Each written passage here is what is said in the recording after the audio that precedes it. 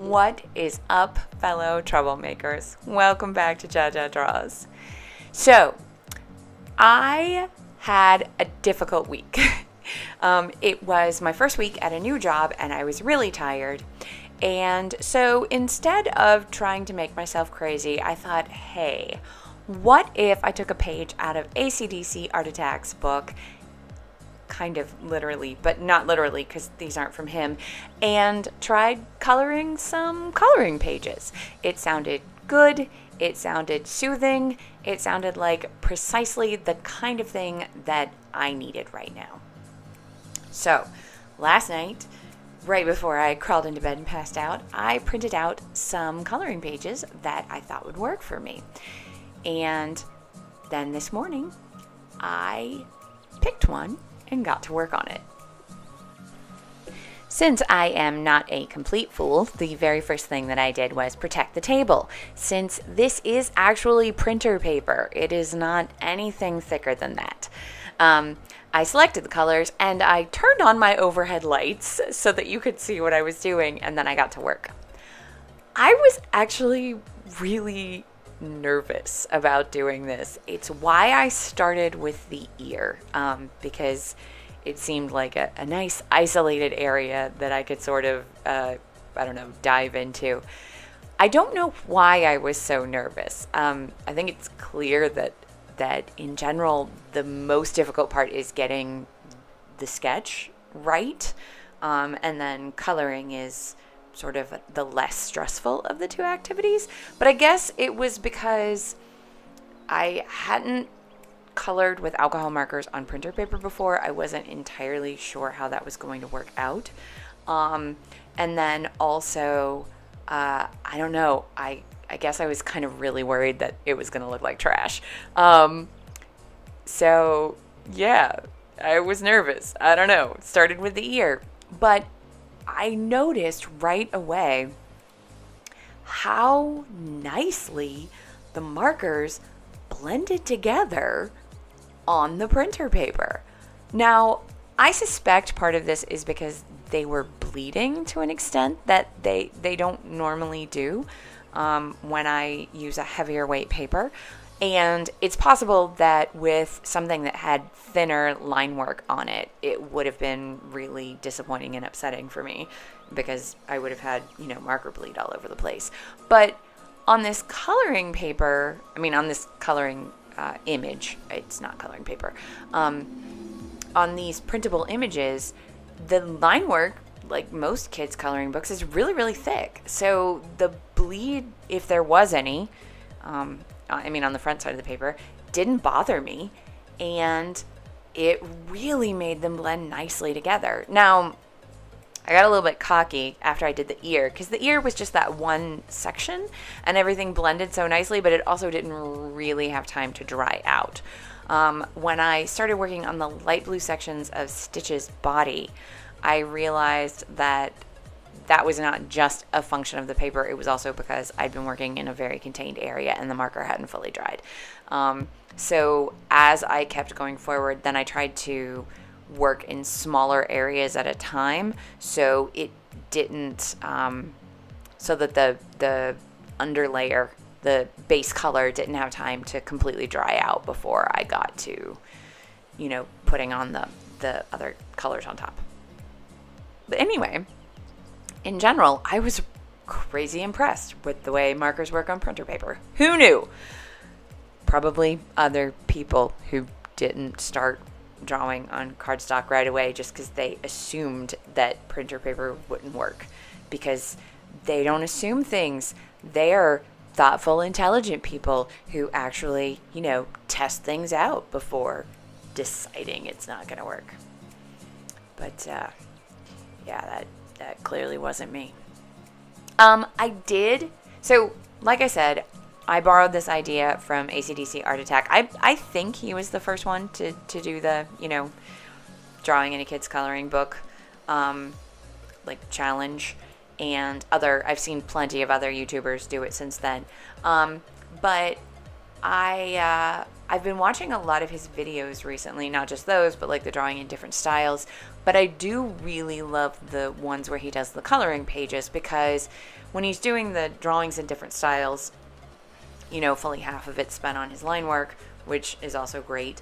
And he talks about what makes the different styles. But specifically for his coloring in pre-done images series, I find that they're really instructional. He lays down many, many layers of marker in his work, and he also just really, just in his own personal style, is not scared of highlights and shadows. I'm scared of highlights and shadows. Every time I feel like I'm pushing them farther, I'm not. It's I don't even know what to say. I keep doing it, and in the moment I'm like, oh wow, I'm getting really dark here. And then when I'm done and I step back, I'm like, it still looks all mid-tone. Like I blurred out too much of the highlight, I covered up too much of the highlight, and then I didn't go deep enough with the shadows. So I feel like at this point I'm going to really need to practice some images, like just coloring images and trying really hard to get the light source and the shading down really well. I don't know. Maybe part of it's bravery, maybe part of it's practice. I don't know. If you have, okay, so, first call to action on the evil trifecta. If you have a suggestion of what I can draw that would be good practice to get a lot of light and shadow practice, like, I don't care. It can be a rock formation. It can be a stylistic type of portraiture. I don't care. I don't care. Anything. Just throw it up there. You can leave it in a comment. Better yet, put a link down there so I can look at exactly what you're talking about, because I seriously want to practice this. I seriously want to get better. I seriously think I'm going to need some references to look at while I'm doing it, just to reassure myself that I haven't gone off the deep end and that I'm not actually, making it look like a muddy mess by putting in those deeper shadows. Anyway, yeah, I would super appreciate that. So that's your first call to action. That being said, I do feel like I had the same problem that I always have on this image, but I liked it in the end. I thought it was cute. I went through and I picked out my colors in advance, definitely to get that two-tone stitch look. I did consider, sometimes ACDC does extra detail work with pencils or something after he does the marker layer. I did consider that. I think I will probably do that sometime going forward in the future with a different coloring page. The reason I didn't on Stitch was because I was looking at some Stitch references from elsewhere, and I was like, the thing is, Stitch really is, like, it's a very blocky color scheme for Stitch. Like, there's not a lot of fine detail in there, and I wanted to keep it more Stitch-like and less crazy extra detail. So I did this time, but in the future I think I will try that pencil over marker look to see if I can't, push the shadows and highlights maybe a little bit with that. I think it'd be great. My printer sucks, partially because it's old and partially because I never refill the toner. But that's why you see me going in doing the line work with the black Ohuhu, because the line work was so thick. I didn't think any of my fine liners would cut it, and I did want to replicate the line work as closely as possible. I actually really enjoyed lining with the brush marker. If you get up close and personal to it, it looks a little janky, but in general, I really enjoyed lining with the brush marker, and I thought it turned out well. So one of the reasons that I picked this image of Stitch as opposed to any other image of Stitch, is because my dad and I have this ongoing thing about frogs. And, you know, Daddy doesn't watch these because he's too cool for YouTube. But despite that, I still love him and wanted to give him a little shout out. So anyway, you can just imagine that my dad is the frog and I'm Stitch, or my dad is Stitch and I'm the frog. Really, we have very similar personality traits in a lot of ways. So either one of us could be either. It's fine. Don't worry about it. I did really enjoy coloring the frog. It was fun to go in and, you know, just overall, I had such a good time doing this coloring page. I've said this already. I'm just going to repeat myself. It was so soothing. It was so peaceful. I did it early in the morning before anyone else was awake. It was so nice to just sit and color and not really worry about it. Just see what I could do. But it wasn't like stressful and nothing major was going on.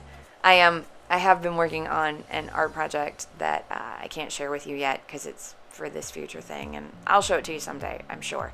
But I have been working on an art project that stresses me out a little bit more because I actually really care how it turns out. And on this coloring page, like, half of the responsibility wasn't even mine because the line work was not mine. And also, it was okay if it didn't turn out amazing because I was just coloring. I was just coloring like a kid doing some coloring, having a good time. And that worked well for me. So if you too are stressed out, I highly recommend taking whatever your favorite art medium is and just go and hog on some coloring pages because it is a good time, friendos. So after I got done with our little froggy friend here, I thought I was done.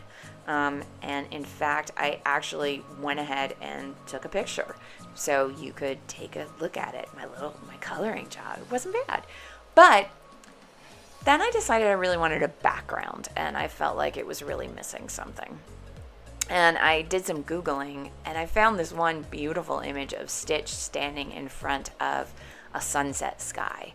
And I just really liked the colors. I liked the sky, and I liked the way I thought the pinks would contrast with Stitch, the blue Stitch, and the green frog. So I just picked out a couple colors of a hoo-hoo and went in and whipped out a nice gradient, sort of vaguely sky-like, scumbled up background.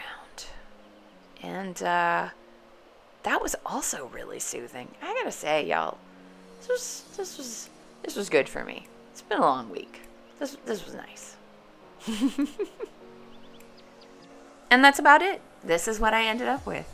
Like if you too are a huge Stitch fan. Subscribe if you have solidarity for how difficult it can be to start a new job. And let me know what you think down in the comments. Thanks for watching. Bye. All right, you ready for the reveal? Boom! Oh my god.